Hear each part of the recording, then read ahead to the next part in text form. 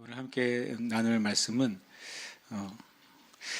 이게 참 신기하게 이번 주가 그냥 저 순서대로 말씀을 나눌 수밖에 없잖아요, 구조가. 그런데 하여튼 이번 주에 있는 상황과 또 우리나라에 있는 상황과 맞물리는 주제가 됐습니다.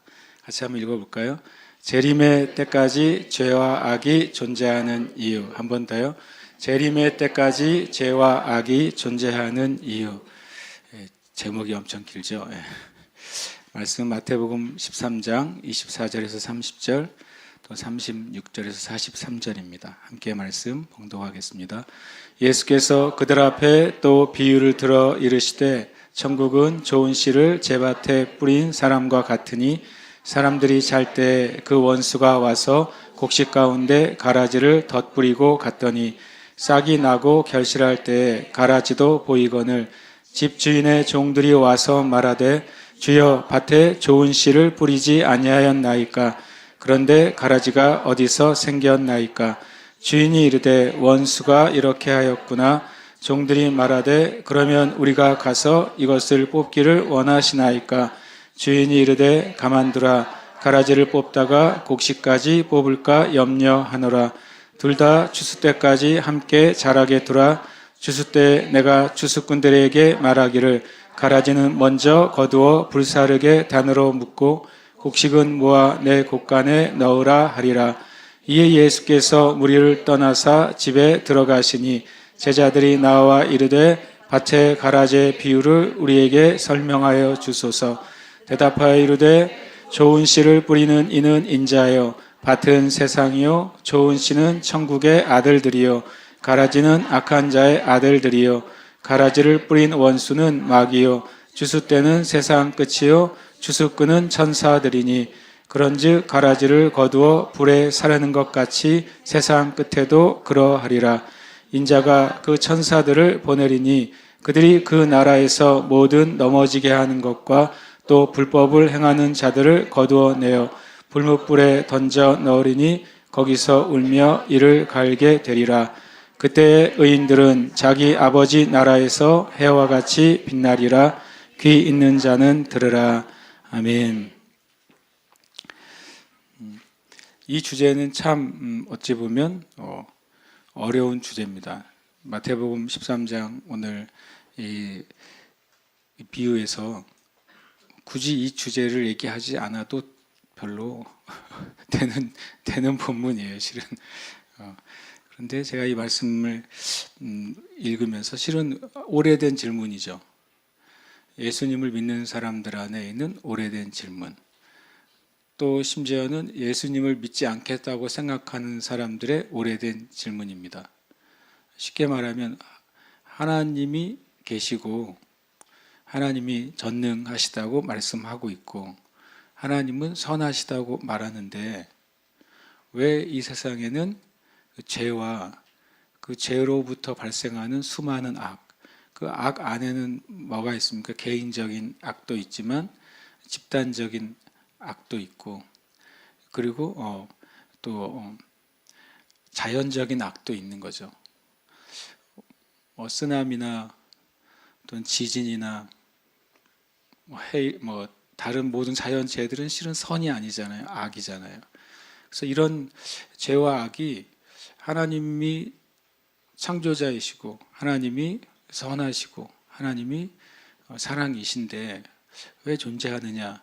이 우리가 살아가는 환경 가운데 있는 그 죄와 악에 대해서 예수님을 믿지 않겠다고 결정하는 사람들도 이것은 중요한 질문이고 하나님의 그 사랑을 알고 만나서 예수님의 은혜로 구원받은 그리스도인들 안에도 가지고 있을 수 있는 질문이에요. 하나님이 계신데 하나님이 나를 구원하신 게 정말 사실이고 내가 예수님의 은혜로 구원받은 게 사실인데 왜 여전히 죄와 악이 존재하느냐 하는 것입니다. 그리고 어떤 면에서는 죄와 악이 더 복잡해지고 그리고 더 어떨 때는 더 심각해지고 그리고 마치 죄와 악이 선과 의를 더 많이 침범하고 선과 또 의가 오히려 죄와 악에 의해서 굉장히 피해를 당하는 상황이 왜 존재하느냐. 그래도 우리가 앞에 한마디를 제가 넣었어요. 재림의 때까지. 믿는 사람들에게는 이 표현이 됩니다. 이 표현은 예수님을 믿지 않는 사람들에게는 가지고 있지 않는 질문이죠. 왜냐하면 죄와 악의 존재에 대한 질문은 있지만 이 앞에 재림의 때까지 왜 죄와 악이 존재하느냐, 이것은 예수 그리스도를 믿는 사람들이 가질 수 있는 질문이에요. 이 질문이 여러분이 없었을 수도 있어요. 왜냐하면 주님에 대한 온전한 신뢰를 가지고 있는 분은 없을 수도 있어요. 그러나 또 한편으로는 주님에 대한 온전한 신뢰를 가지고 있는 이들도 이 질문에 대한 성경적인 답을 가지고는 있어야 돼요. 그래야 내가 내 삶을 살아가는 동안에 내가 하나님 나라와 의를 구하는 삶을 살고 진리의 말씀을 살고 믿음으로 사는 동안에 우리 주변에 일어나는 수많은 죄와 악에 대해서 우리가 어떤 태도를 가질 수 있게 됩니다. 그래서 이 말씀은 되게 우리 가운데 이런, 또 우리가 이 시대에 살고 있잖아요. 이제 아까 예배 처음 시작할 때 말한 것처럼 우리 시대에만 어떤 개인적인 악, 우리 시대에만 공동체나 국가적인 악 또는 자연적인 재해가 우리 시대에만 제일 컸을까? 글쎄요.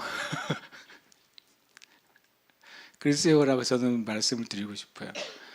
예를 들어서 지난번 일본 쓰나미가 왔을 때 수많은 사람이 죽었잖아요. 그런데 과거에 로마 시대 예수님 전에 베스비오 화산인가요? 그 이름이 그 화산이 폭발했을 때 어떻게 됐습니까? 폼페이오가 사라졌어요, 그냥. 어떤 게 더 큰 자연재해일까요? 도시 하나가 그냥 사라졌다고요. 그냥 사람들이 산채로 묻혀서 그냥 다 죽었고, 지금도 발굴을 해야 되는 지경이잖아요. 예를 들어서 대한민국에 화산 폭발이 있었잖아요. 백두산이 있었잖아요. 그 화산 폭발의 결과로 이 동부가 전체가 다 난리가 났었다고 하더라고요. 그러니까 제 말은 지금이 과거보다 더 악이 많고, 지금이 과거보다 더 국가 간의 전쟁이 많고, 지금이 과거보다 더 자연재해가 많으냐.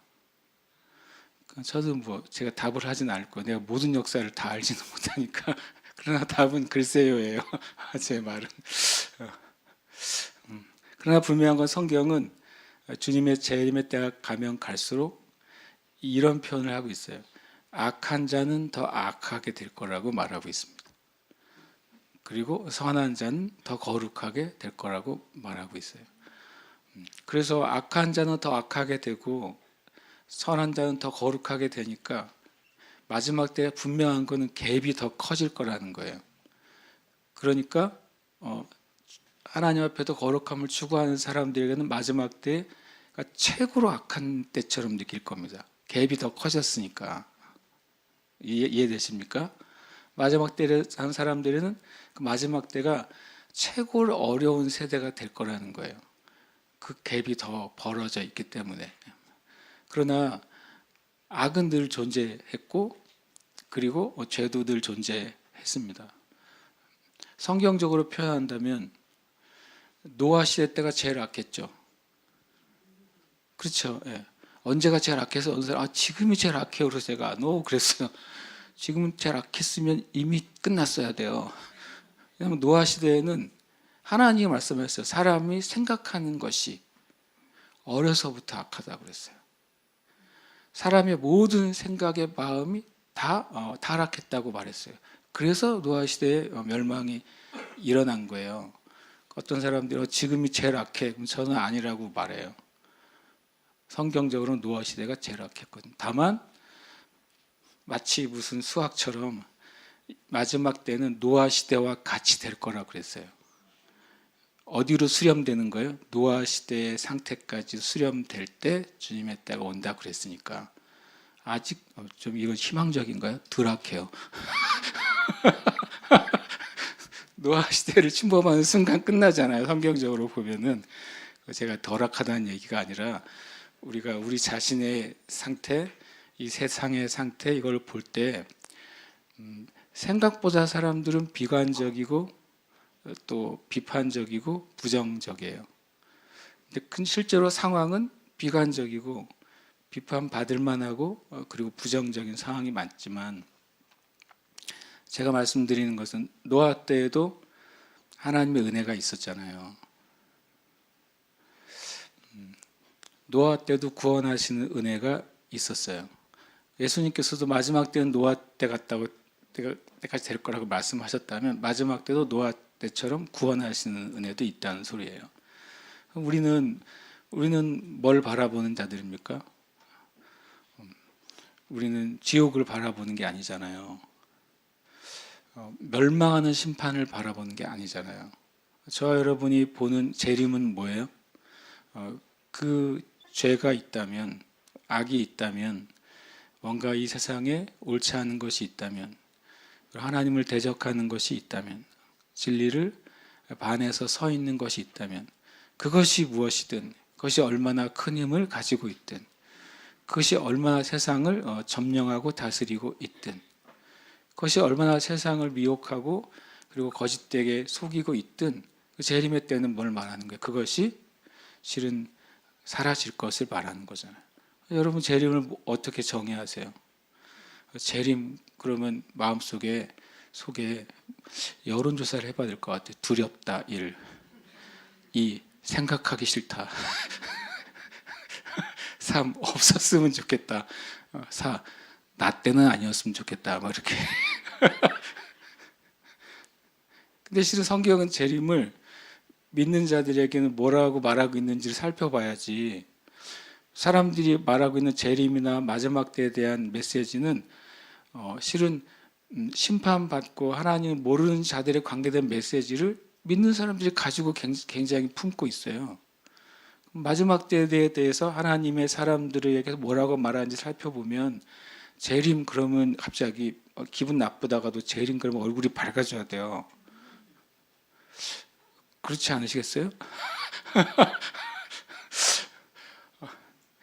굉장히 부정적인 삶을 살다가도 재림 그러면 갑자기 정신이 차려져야 되는 게 그게 성경의 메시지인데, 그동안 엄청나게 많이 재림 그러는 순간, 마지막 때 그러는 순간, 실은 믿는 자들에게 해당되지 않는 메시지가 믿는 자들에게 주 관심사가 돼버렸어요. 그 잘못된 개념이죠. 그래서 우리가 뿌리와 근본을 잃지 않으면 어떤 상황에서도 우리가 그 보이는 상황에 우리의 생각과 마음이 움직이지 않는다. 그러나 성경에서 말씀하시는 뿌리와 그 진리의 마음을 두고 있으면 그렇게 흔들리는 일이 있을지라도 마치 예수 그리스도가 우리의 영혼의 닷과 같아서 히브리서가 말하잖아요.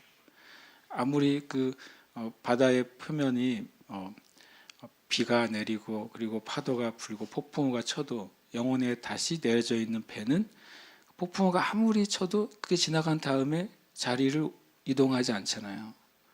그 자리를 지키고 있는 거예요. 저 여러분이 그렇게 돼야 될 줄 믿습니다. 또 이 땅의 교회들이 그렇게 돼야 될 줄 믿습니다. 아멘. 오늘 말씀은 재밌는 이야기 몇 가지를 해주세요. 주님이 비유를 들어서 말씀하십니다. 오늘 말씀은 비유예요. 천국은 좋은 씨를 제밭에 뿌린 사람과 같다라고 말씀하시고, 그리고 사람들이 잘 때 그 원수가 와서 곡식 가운데 가라지를 덧뿌리고 갔다, 이렇게 말합니다. 이게 이제 기본 세팅이죠. 예수님 비유를 말씀하시는 겁니다.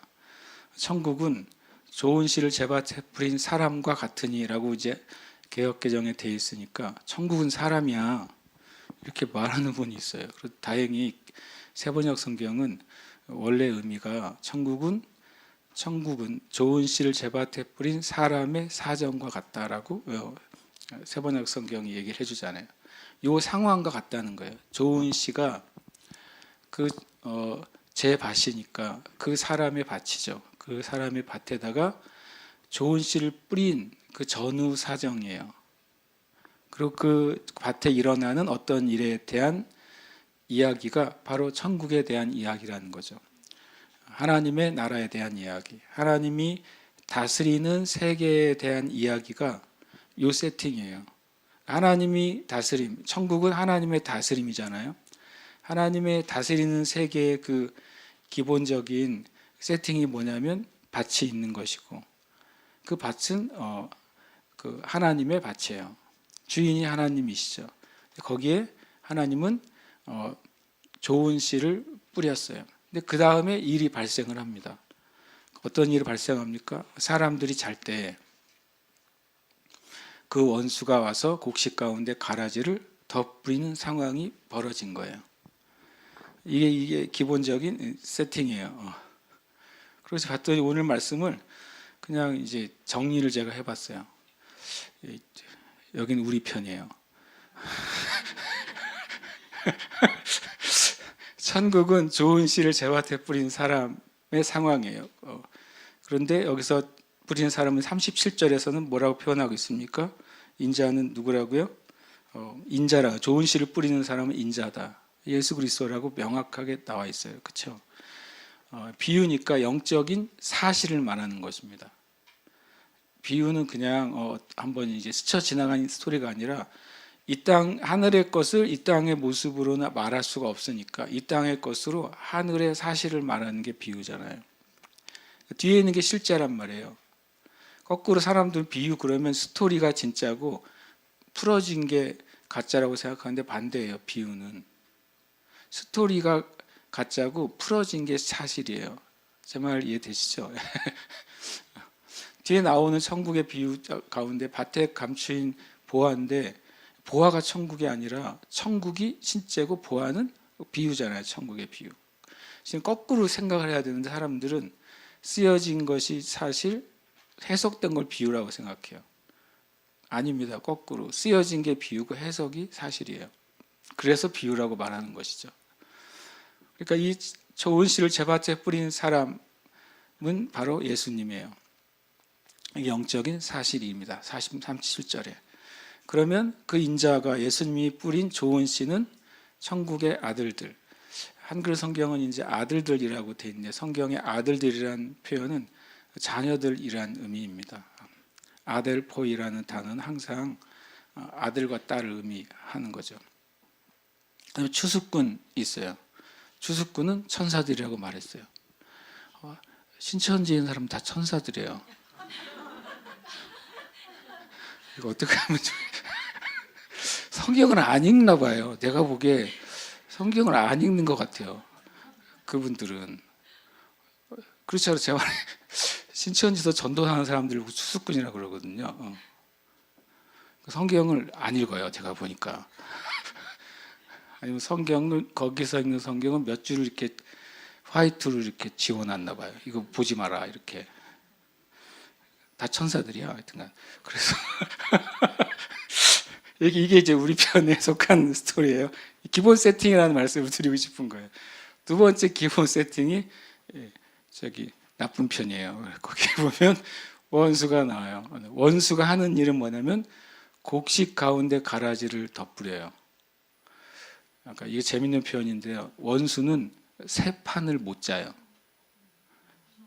자기 밭이 없어요. 이해되십니까? 누가 왜 꼭 하나님이 하시는 일에 마귀가 끼어들어요? 근데 원수는 지 밭이 없어요.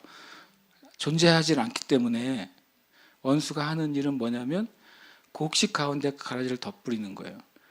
이게 왜 되게 중요하냐면 어떤 사람이 하나님께 어떤 감동을 받고 하나님의 일을 하려고 해요. 어떤 교회가 하나님의 감동을 받고 하나님을 하려고 해요. 심지어는 역사 가운데 어떤 국가나 어떤 정부가 하나님의 감동을 받고 하나님을 하려고 해요. 근데 꼭 사달이 나요. 꼭 문제가 나타나요. 그러면 사람들은 뭐라고 말해요? 이거 하나님 뜻이 아닌가 봐. 제가 많이 들은 말 중에 하나님 뜻이라고 시작했는데 문제가 생겼을 때 좀 심하게 말하면 10 중에 9은 하나님 뜻이 아닌 거 아니야 라고 말하게 돼요. 요 판을 보세요. 마귀는 자기 판이 없다니까요.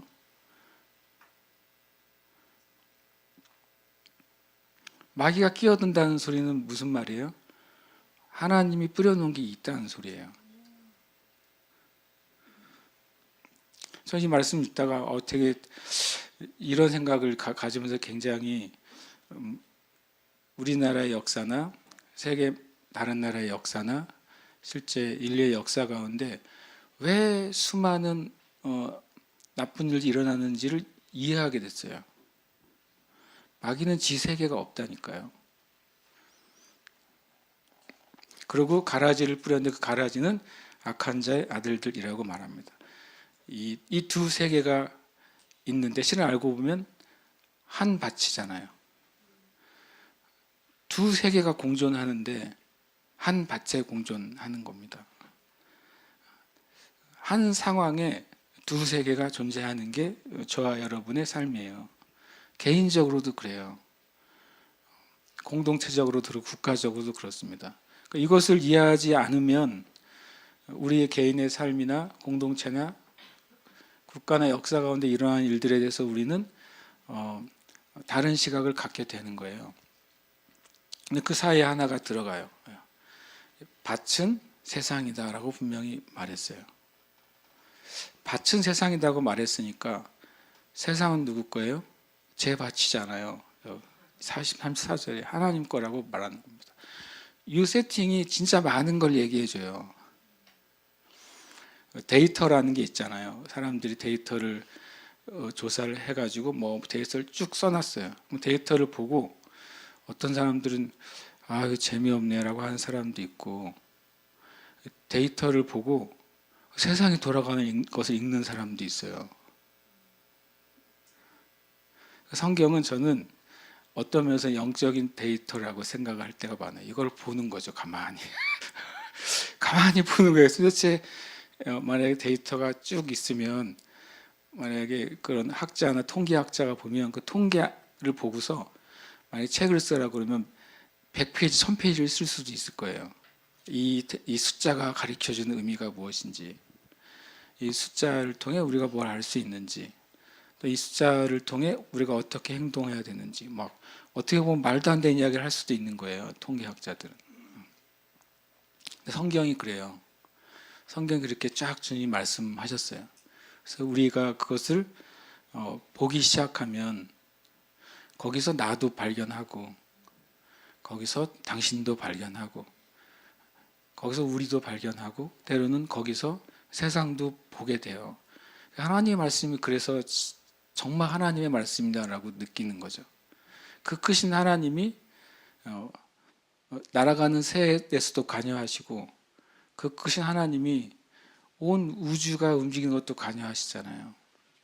그러니까 우리 하나님 말씀 안에 아주 1.1에게 대한 인간의 삶에 대해서도 발견할 수 있고 하나님의 말씀 속에 내가 속한 세계 전체에 대한 놀라운 하나님의 그림을 발견할 수도 있게 됩니다.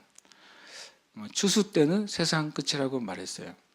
또 이 38절, 39절 상황을 가만히 쳐다보세요. 쳐다보면 제가 느끼는 거예요.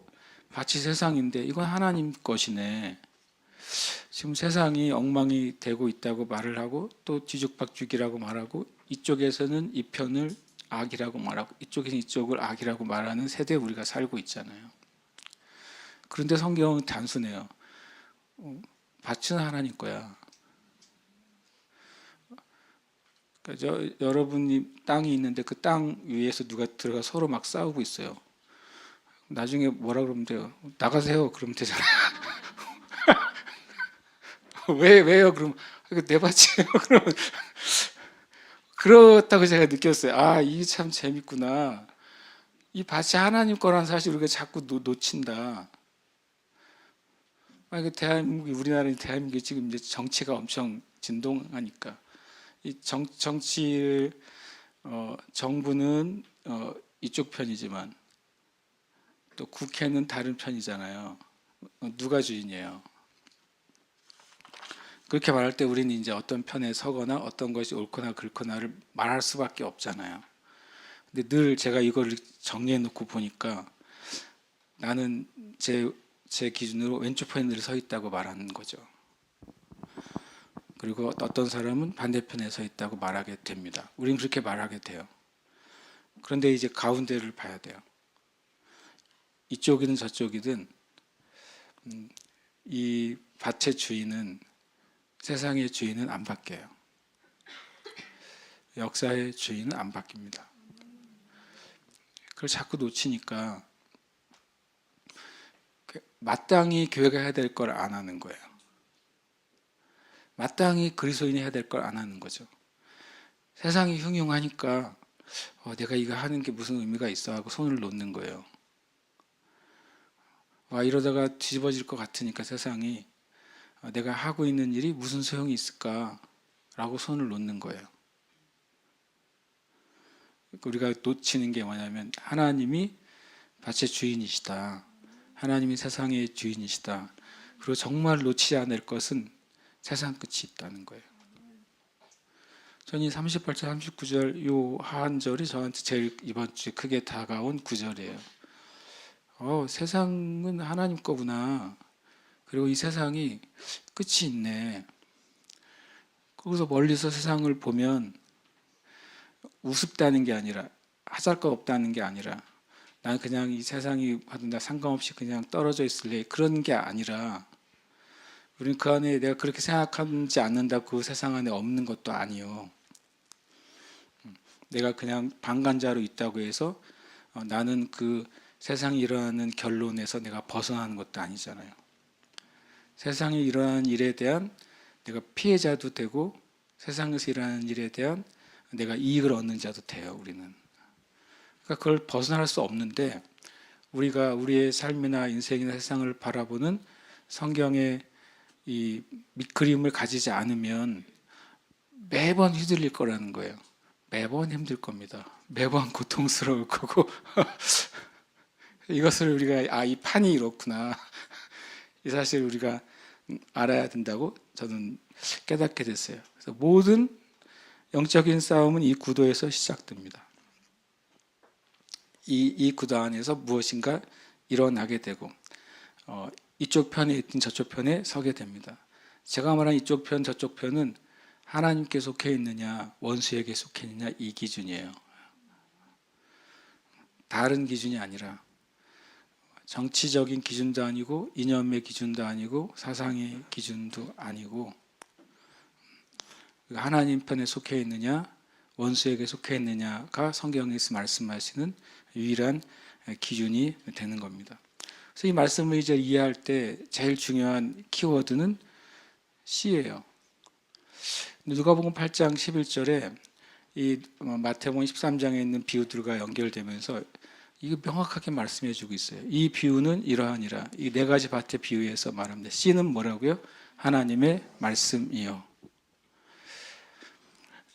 그러니까 그 어떤 사람이 자기 밭에 뿌린 씨는 뭐예요? 말씀이에요. 그러니까 다른 방식으로 해석하지 말라고. 비유는 다시 말하지만 쓰여 있는 것이 그림자고 해석된 것이 진리라니까요. 사람들이 거꾸로 생각하는 경우가 많아요. 그러니까 비유는 씨는 말씀이에요. 그러니까 여기 씨에다 말씀을 넣고 이해하지 않으면 하나님 나라에 대해서 우리가 이해할 수 있는 길이 멀어져요. 그러면 이 씨의 성격을 좀 알아야 돼요. 하나님의 말씀의 성격이 뭐냐? 같이 한번 읽어볼까요? 시작. 너희가 거듭난 것은 썩어진 씨로 될 것이 아니요 썩지 아니할 씨로 된 것이니 살아있고 항상 있는 하나님의 말씀으로 되어 있느니라. 아멘. 잘 찾았죠, 제가 성경 구절을. 이렇게 그대로 써 있으니까 제가 뭐 설명할 것도 없어요. 어떻게 보면 씨는 하나님의 말씀인데, 이 하나님의 말씀인 씨앗의 성격이 뭐예요? 그것은 뭐냐면 썩지 않는다는 거예요. 첫 번째 성격이 절대로 썩지 않아요. 그리고 제가 이거를 묵상하다가 예수 믿지 않는 사람이 복음을 들었는데 그 복음이 안 썩어요. 그래서 하나님 앞에 핑계할 수 없는 거예요. 어떤 사람 하나님 앞에 가서 나 몰랐어요. 그런 줄 알았으면 하나님 잘 믿었죠. 이렇게 말한다고 생각해 보세요. 근데 누군가가 예수 믿어야 구원받아요라고 말했을 때 그것은 뭐가 된 거예요? 씨앗이 돼서 그 사람 안에 들어왔어요. 근데 문제는 그 사람이 말씀을 받아들이지도 않고 믿지도 않고 그대로 살지도 않고 인생 살다가 죽었는데 뭐는 안 썩었다고요? 씨는 안 썩었어요. 하나님이 그게 증거라니까요. 내가 예수 안 믿었는데 네 안에 있는 씨는 안 썩었어. 말씀을 듣고 복음을 들은 게 증거예요.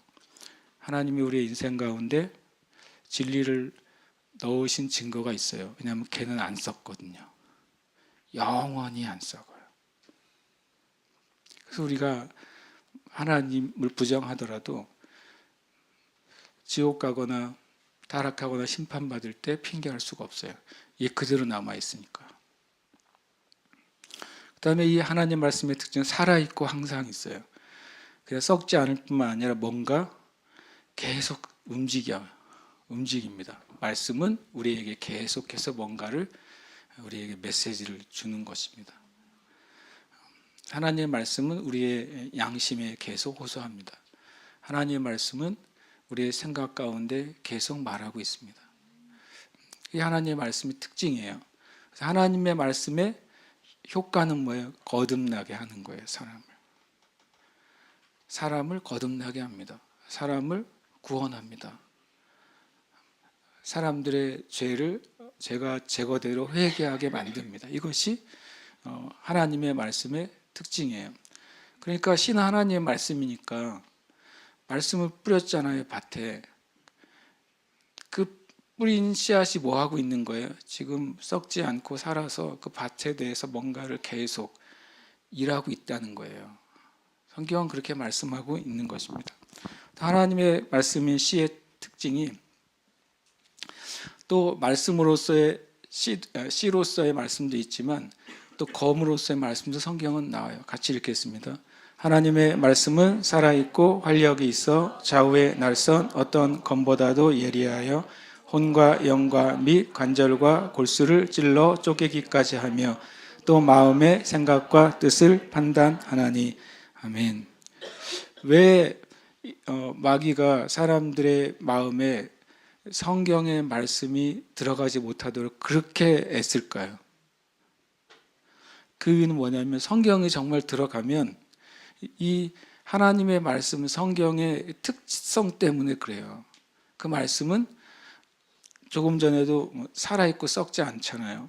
움직이는 게 있다는 거예요. 활력이 있어요. 스스로 움직입니다.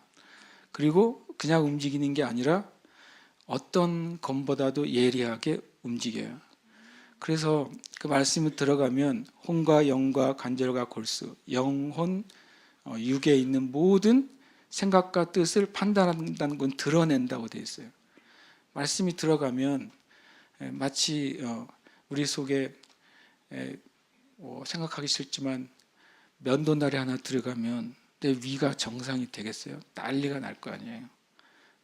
우리의 영 안에 어두운 영 안에 말씀이 들어가면 그 말씀이 움직이면서 내 속에 있는 마음의 생각 안에 있는 죄와 악을 낱낱이 드러내기 시작한다고요. 그래서 마귀가 제일 두려운 것은 누군가가 어떤 죄인 안에 말씀이 들어가는 거예요.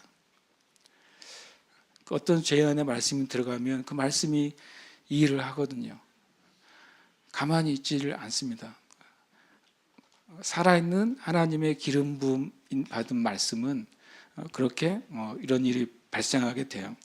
그러니까 이것이 기초가 돼야 돼요. 아까 말한 그 판이 어떤 것인지, 그 다음에 그 안에 그 판 안에 말씀이 던져진 거예요. 뿌려진 거죠. 그리고 그 안에 어떤 일이 벌어진다고 말씀하고 있는 것입니다. 싹이 나고 결실할 때라고 말합니다. 예수님이. 싹이 나고 이제 같이 뿌려졌고 마귀도 가라지를 뿌렸어요.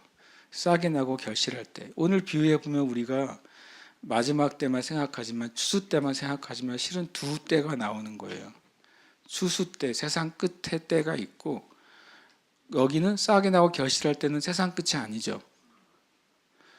종말의 때가 아니잖아요. 아직 추수가 되기 전이에요. 아직 세상 끝 전에 일어나는 일을 말하는 것입니다. 싹이 나고 결실할 때. 이게 바로 오늘 제가 말한 질문이죠. 추수가 일어나기 전에, 세상 끝이 도달하기 전에 싹이 나고 결실할 때들이 있는 거예요. 이것은 뭐냐면 바로 역사 가운데 있는 어떤 변곡점들이에요.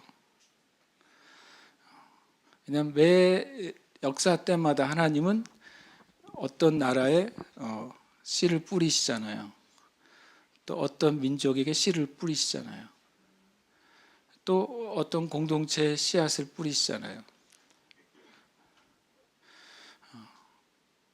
제가 이제 요즘 이제 그 심심할 때 역사책 읽는다고 그랬잖아요. 거기에 보니까 성경적으로는 처음으로 기독교 국가는 아르메니아인가 그렇잖아요. 아르메니아가 어디인지도 모르는데 공식적으로 기독교 국가로 선포된 나라는 아르메니아라는 나라란 말이에요. 근데 그 나라가 씨앗이 뿌려졌어요. 그리고 엄청나게 그게 있었을 때 그걸 지키지 못했고 결국엔 나중에 몽골에 의해서 한번 나라가 완전히 다 싹쓸이가 됩니다. 그래서 그 뿌리가 다 빼앗겨요. 그 다음에 무슬림에 의해서 완전히 한 번 더 싹쓸이가 돼요. 그리고 또 공산주의에서 한 번 더 쓰러집니다. 그러니까 뭐냐면 하나님이 씨앗을 뿌리고 그 씨앗이 싹이 나는 때가 있어요. 그때가 역사의 변곡점이에요. 그때 가라지가 나타나거든요.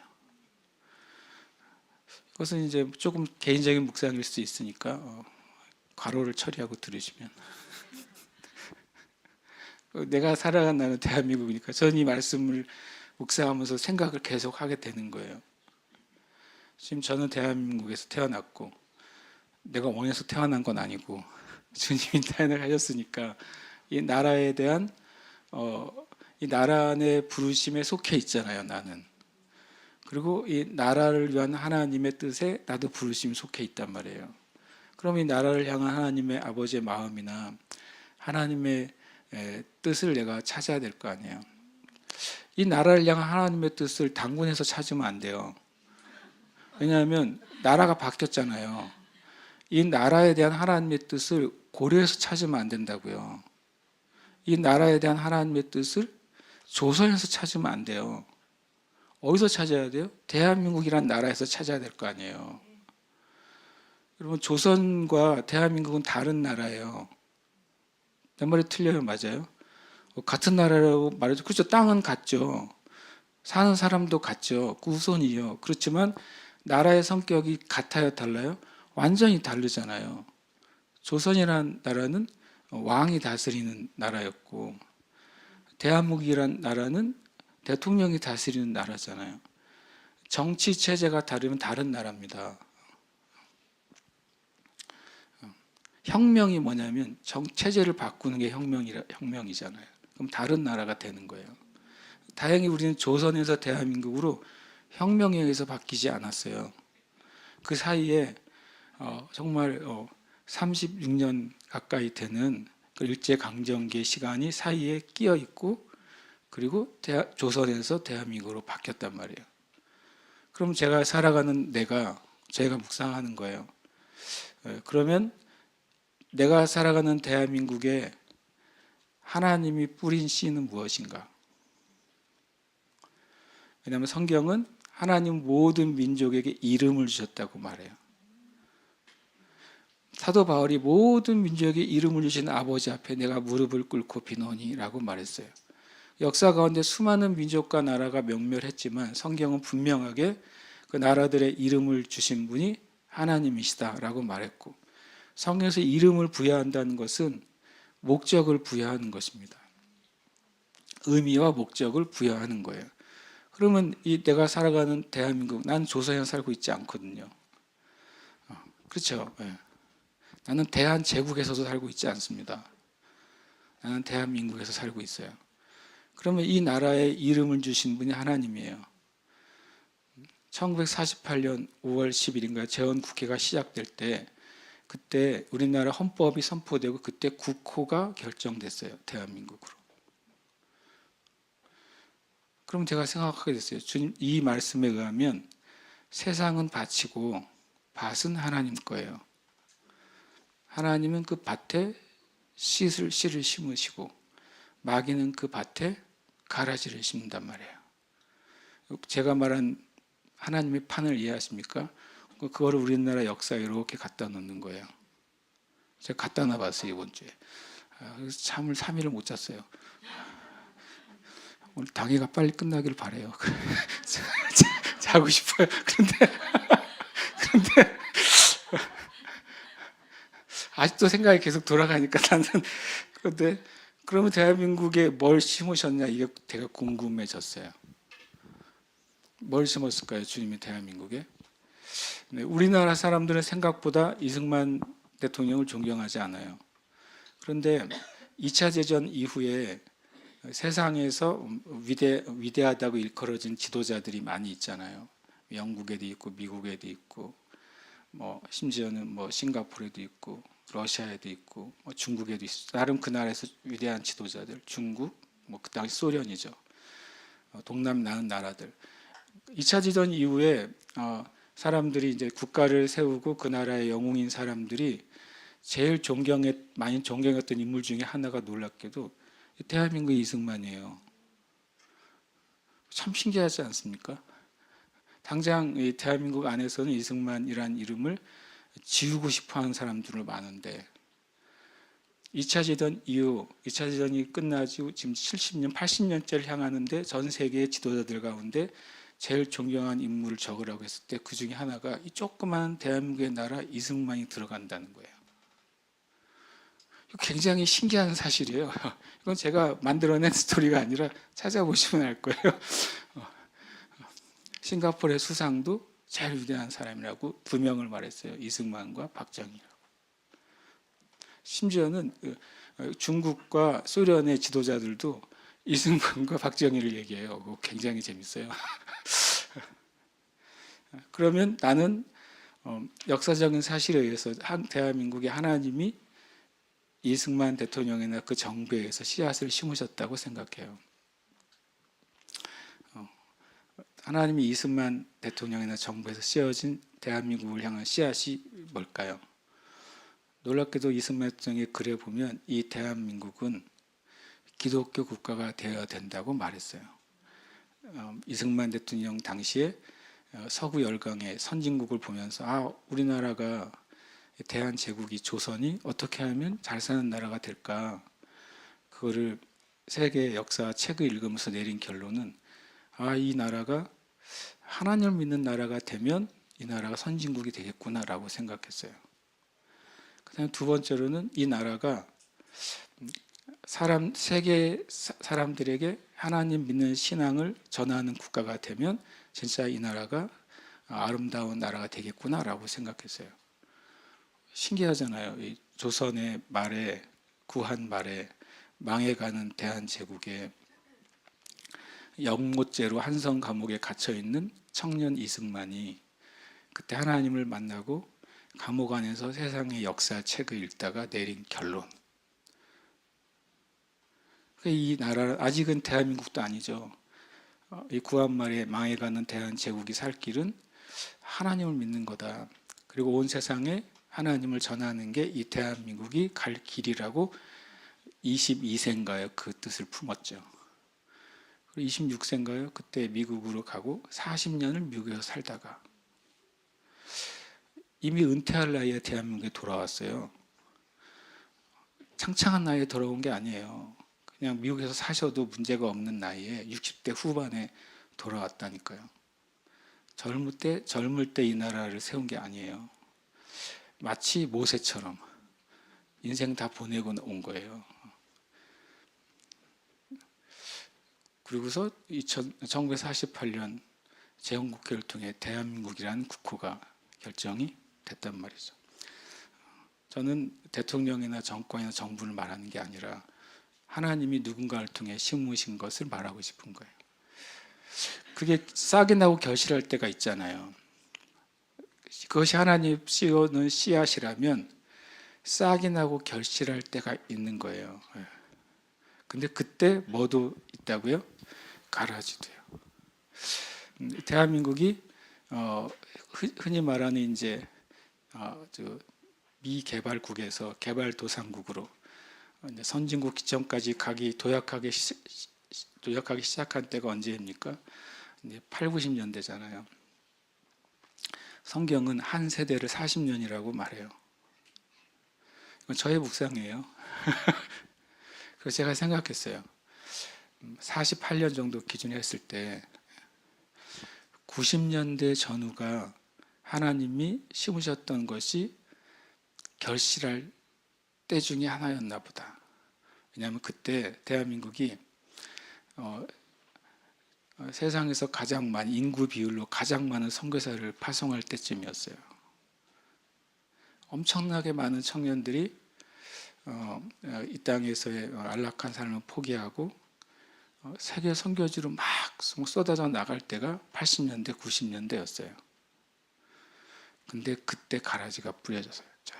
제가 느끼기에는 그 가라지가 뭔지 너무 많아가지고 같이 열매를 맺고 있어요. 지금 같이 열매를 맺고 있습니다. 왜냐하면 말하죠. 집안의 종들이 말합니다. 주님, 밭에 좋은 씨를 뿌리지 않았습니까? 그래서 그냥 제가 이제 묵상한 거, 우리 나라를 향해서 말하는 거죠. 집주인의 종들은 천사들이에요. 천사라고 가로치고 쓸 걸. 천사들이에요. 천사들이에요. 하나님께 말하는 거예요. 주님, 하나님은 대한민국에 이 나라가 하나님 믿는 나라가 되고 전 세계에 복음을 전하는 나라가 될 것이라고 씨를 심지 않았습니까? 라고 묻는다는 거예요. 아마 다른 나라도 그럴 거예요. 만약에 미국을 한다면 미국에 어떤 문제가 있을 때 미국을 섬기도록 파송된 종들이 천사들이 주님께 말하는 것이죠. 하나님, 미국이 건국의 아버지들 통해서 세울 때 이 나라가 신앙의 위에 신앙을 지키는 나라가 되도록 씨를 심으신 게 아닙니까? 라고 물을 거란 말이에요. 이해되시죠? 성경은 분명히 모든 천사들은 구원받을 하나님의 자녀들을 섬기라고 보냈다고 말하고 있으니까 그 섬기는 천사들이 하나님께 매일 만난다고 그랬잖아요. 매일 하늘에서는 아침 조례가 있다니까요. 천사들이 지각하지 않고 잘 모이는 조례가 있어요. 그래서 그때 묻는다니까요. 그건 제가 생각하기에 성경에 써 있으니까 그렇게 물을 거란 말이에요. 각 나라와 민족과 역사가 일어날 때마다 주님, 이 가라지가 어디서 생겼어요? 하나님의 뜻과 반하는 씨앗들, 하나님의 계획과 반하는 사건들, 하나님의 계획과 반하는 사람들이 왜 생겼습니까? 라고 묻는다는 거예요. 그것은 성경의 진리예요. 놀랍게도 영적인 세계의 사실이에요. 저는 이제 그런 면에서 가라지가 등장하고 그것이 자라날 때 그것은 역사의 변곡점이구나. 그 민족의, 그 나라의, 그 공동체라고 저는 보는 겁니다. 그때 이제 예수님의 대답이죠. 실은 이제 집주인의 대답이죠. 주인이 말합니다. 뭐라고요? 원수가 이렇게 하였구나. 여러분, 가라지 같은 일이 일어날 때 우리 개인이나 공동체나 국가에 어려운 죄악들이 일어날 때, 문제가 발생할 때, 대혼란이 일어날 때, 또는 자연재해가 일어날 때 하나님을 탓하지 마세요. 여기 주인이 말합니다. 원수가 이렇게 했다고 말합니다. 그 원수가 이렇게 했다 그러면 하나님보다 원수가 세나요? 저는 그렇게 질문을 하는 거예요. 주님, 이 말씀만 읽으면 원수가 이렇게 했으면 원수가 주인보다 센 거잖아요. 근데 그 원수가 이렇게 했다는 것을 한 번 더 이제 25절에 말하죠. 어떻게 원수가 그렇게 할 수 있었어요? 사람이 잘 때예요. 그러니까 저는 역사의 변곡점들이 있다고 생각해요. 변곡점에서 마치 주식이 어떤 사건을 맞고서 급 하강을 하든 급 상승을 하든 변곡점이잖아요. 어느 나라나 역사의 변곡점이 있다고 생각해요. 그리고 있죠. 우리의 인생에도 변곡점이 있단 말이에요. 그때 우리가 잘 판단을 해야죠. 예. 사람들이 잘 때 원수에게 뭐가 생긴 거예요? 기회가 생긴 거예요. 주인이 힘이 없거나 능력이 없는 게 아니라 주인은 사람들에게 그 밭을 완전히 맡겼기 때문에 그래요. 주인의 것인데 우리에게 청지기로 완전히 맡기셨어요. 그 하나님의 사랑이고 하나님의 신뢰고 하나님 우리에게 양도하신 놀라운 은혜예요. 우리가 그것을 잊어버리면 왜 하나님이 하셨어요? 이렇게 말하는 거죠. 여러분의 삶도 하나님이 여러분에게 맡기셨어요. 하나님 건데 여러분의 생명이 하나님 거라는 게 정말 믿으세요? 여러분에게 주어진 어떤 그게 물질적인 소유, 지적인 소유, 어떤 자격이든 하나님 거라고 정말 믿으세요? 근데 하나님이 완전히 맡기셨다니까요. 여러분의 인생도 여러분의 생명도 여러분의 지적 자산, 물질적 자산 뭐든지 육적인 자산도 다 하나님이 완전히 맡기셨어요. 그런데 그럼 원수가 활동할 수가 없단 말이에요. 근데 원수가 활동하여 언제 활동합니까? 사람들이 잘 때예요. 그럼 역사의 변곡점에 어떤 문제가 발생하는 것은 하나님이 역사의 주관자가 되시는 것 사실이고 그것은 변하지 않는데 역사의 변곡점에서 그것이 하나님의 일로 나아가느냐 아니면 그 땅을 빼앗기느냐 하나님 것인데도 하는 것은 사람들의 문제예요. 대한민국의 문제는 표현을 제가 잘해야 되겠지만 여당의 문제도 야당의 문제도 이재명 대표의 문제도 윤석열 대통령의 문제도 아니에요. 난 그렇게 믿어요. 사람들의 문제인데 우리 문제예요. 성경을 가만히 보시면 성경에 많은 일이 일어날 때마다 하나님은 그 일 가지고 얘기하신 게 아니라 사람 가지고 얘기하잖아요. 아수르가 바벨론이 이스라엘을 침략할 때 하나님이 계속 말한 건 아수르 그놈들이 문제야. 바벨론 그놈들이 문제라고 말하는 게 아니라 너희들이 문제야 그러잖아요. 너희들이 내 법에서 떠나 있으니까 제사장들이 타락하니까 레위 지파들이 타락하니까 예배가 무너지니까 하나님의 사람들 하나님의 법을 떠나니까 그 당시 사는 사람들은 아수르가 큰 문제죠.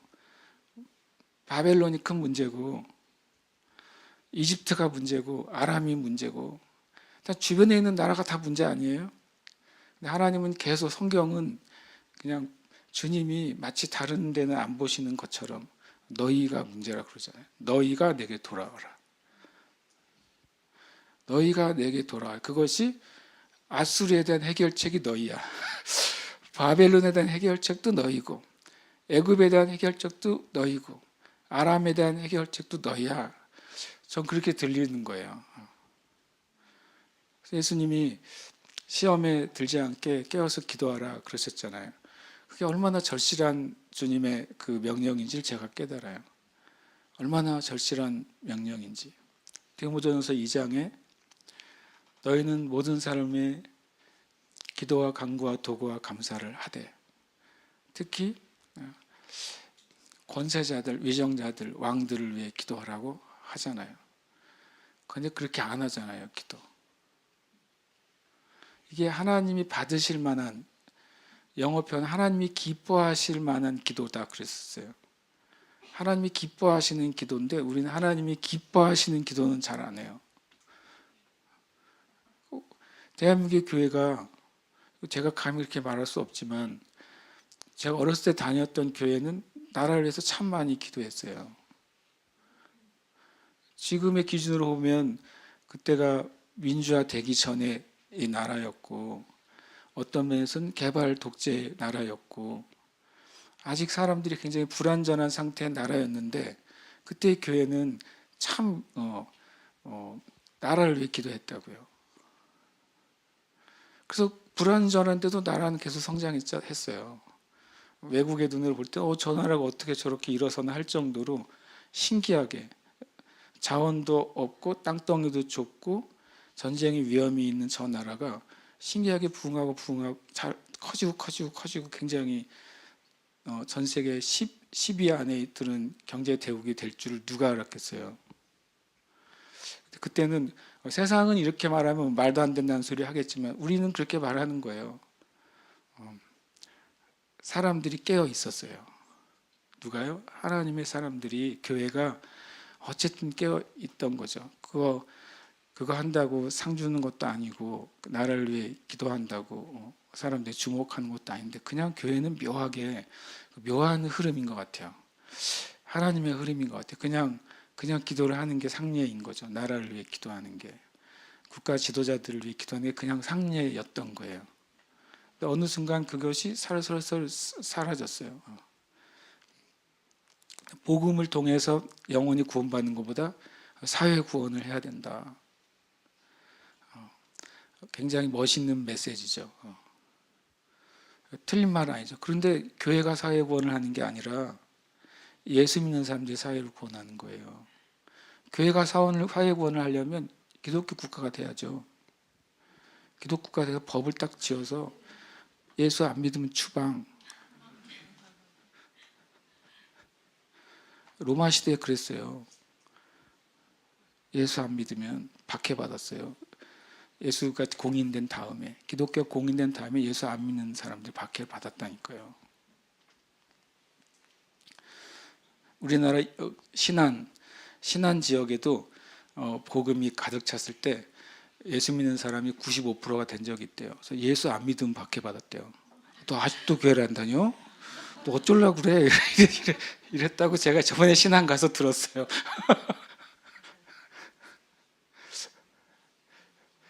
그렇게 되는 게 사회 구원이 아니잖아요. 사회 구원은 예수 믿고 구원받은 그리스도인들이, 주님의 몸된 교회 안에서 양육되고 훈련된 참된 그리스도인들이, 그들이 속한 그 사회의 영역을 바꾸는 게 사회를 구원하는 길이에요. 그러니까 실은 이게 참 저는 이제 이게 참 절치부심이 되는 거예요. 우리가 자고 있었구나. 교회가 자고 있었구나. 물론 깨어서 기도하는 하나님의 사람들이 있었지만 전반적으로는 자고 있었구나. 나도 자고 있었구나 라는 생각을 갖게 돼요. 그래서 주인이 말한 겁니다. 원수가 한 거야. 원수가 이렇게 하였구나. 곡식 가운데 가라지를 덧뿌리고 갔어요. 곡식은 씨고 그것은 살아있는 하나님의 말씀, 썩지 않는 하나님의 말씀, 사람들을 구원하고 거듭나게 하나님의 말씀인데 그 안에 가라지가 들어간 거예요. 가라지는 뭐냐면 죽은 말씀인 거죠. 가라지도 씨잖아요. 거짓 메시지예요. 진리가 아닌 타협된 진리, 타협된 복음, 타협된 말씀이 가라지예요. 이제 문제는 땅에 있는 것이죠. 그리고 말합니다. 종들이 말하되 그러면 우리가 가서 이것을 뽑기를 원하시나이까? 예수 주인이 그래 뽑아라. 그랬으면 이 대한민국은 진짜 끝났어요. 전쟁이 10번은 일어나야 돼요. 제 말 들리지 않잖아요. 근데 주님이 말리셨어요. 그만두라고. 가라지를 뽑다가 곡식까지 뽑을까 염려하노라. 왜 주님의 재림의 때까지 죄와 악이 존재하는가? 되게 단순한 답인데요. 곡식이 뽑히지 않기 위해서예요. 주님이 말씀하셨잖아요. 가라지는 죄와 악이거든요. 거짓이거든요. 미혹이거든요. 마귀의 일이거든요. 마귀에게 속한 사람들이거든요. 마귀에게 속한 세력이거든요. 마귀의 사상이고 하나님을 대적하는 철학과 신학과 가치관이거든요. 그 일시에 멸망시키시면 될 텐데 그렇게 안 하는 이유가 가라지를 뽑다가 곡식까지 뽑을까 이거예요. 보세요. 한 집안에 어떤 사람이 정말 예수를 잘 믿어요. 근데 그 중에 한 사람은 진짜 예수를 안 믿어요. 그래서 그 종들이 가서 그 가라지를 뽑아버렸어요. 예수를 잘 믿는 그 사람의 마음이 어떻겠어요? 고통스러울 거예요, 아마. 우리는 주님의 뜻을 다 이해를 못해요. 그래도 뽑아주세요. 그런 사람이 있을지 모르겠어요. 그럼 하나님은 그렇지 않으세요. 하나님은 모든 사람이 구원을 받으며 진리를 아는 데 이르기를 원하시느니라. 그 모든 사람은 진짜 모든 사람이에요. 저의 마음이 작으니까 그 모든 사람을 다 포함하고 싶지가 않은 거예요. 제 마음이 작으니까 그 모든 사람에서 저 가라지는 제외하고 싶은 거예요. 그러나 하나님은 모든 사람을 창조하신 창조주예요. 그러나 하나님을 정말 믿는 사람만 하나님의 자녀인 것이죠. 이게 첫 번째 이유입니다. 그러면서 두 번째 이유가 곧이어 나옵니다. 추수 때까지 함께 자라게 두라. 추수 때에 일어나는 일들이 있어요. 추수 때에는 그 추수꾼들, 그 종들에게 명령이 떨어질 것이다. 가라지는 먼저 거두어 불사르게 단으로 묶고 곡식은 모아 내 곡간에 넣으라. 주님이 왜 이 세대 가운데 죄와 악을 일시에 소멸하지 않으시는가? 추수 때까지는 기회를 주시는 거예요. 우리가 생각하기에는 돌이킬 수 없는 악인이라도, 우리가 생각하기에는 이미 지옥에 가장 아랫목에 들어가 있어야 될 악인이라도 하나님은 추수 때까지는 기회를 주세요. 제가 어렸을 때 웅변대회를 많이 나갔거든요. 웅변대에 그 6.25 웅변대 엄청 많이 나갔어요. 믿어지지가 않으시죠? 근데 이게 웅변대 때 피라는 제목으로 웅변대를 하고 제가 우리 학교에서 내가 입상을 했어요. 피가 뭐냐면 지금 피라는 말을 안 쓰는데 그 벼 사이에 있는 그 가라지가 피라는 가라지가 있어요. 벼 사이에 걔가 피가 바람이 날려서 피라는 그 씨가 심겨지면 같이 자라는데 그 처음에는 그 벼하고 피하고 비슷하게 생겨 똑같이 자라서 몰라요. 그래서 만약에 어설픈 사람이 피를 뽑다가는 나중에 가을에 피만 남고 벼는 하나도 없게 돼요. 그래서 이제 나중에 시간이 지나면 놀랍게도 피가 벼보다 높이 자라요.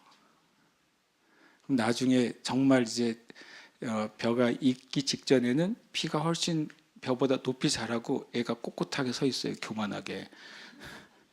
그때 뽑는 거예요. 과거에. 그때 뽑으면 나중에 벼가 익을 때 벼만 남는 거죠. 그래서 제가 이 피와 같은 빨갱이들을 이렇게 막 뽑아내자고 엄청나게 피토하면서 해가지고 제가 그 초등학교 때 상을 탔거든요. 그때는 몰랐는데 엄청 내가 진리를 말한 거예요. 그때는 몰랐어요. 이게 진리라는 사실을 여기 써 있잖아요. 추수 때 가라지는 먼저 하는 자들 더 이렇게 자라 있기 때문이에요. 추수 때 곡식은 고개를 숙입니다. 겸손하게 됩니다. 나달이 익어서. 너무 이제 명확해지는 것이죠. 하나님 때가 가까울수록 거룩한 자는 더 거룩하게 되고 악한 자는 더 악하게 됩니다. 하나님 때가 가까울수록 가라지는 더 뻣뻣하게 서서 열매 없는데 더 자라 있어요. 열매가 없는데 밭을 점령하고 있어요. 근데 진짜 열매는 거룩하고 겸손하게 고개를 숙이는 사람들에게 있어요. 그게 하나님 사람들에게 있단 말이에요. 가끔 우리도 모를 때 진리를 말할 때가 있어요. 시간이 지나서 깨달아질 때가 있어요. 이것은 저는 성경에서 말씀하신 진리라고 믿습니다. 추수 때 어떤 일이 일어나냐면 40절에는 가라지를 거두어 불에 사르는 것 같이 세상 끝에도 그 일이 일어날 것이다. 이게 추수 때에 일어난 일이라고 오늘 말씀에 말씀하세요.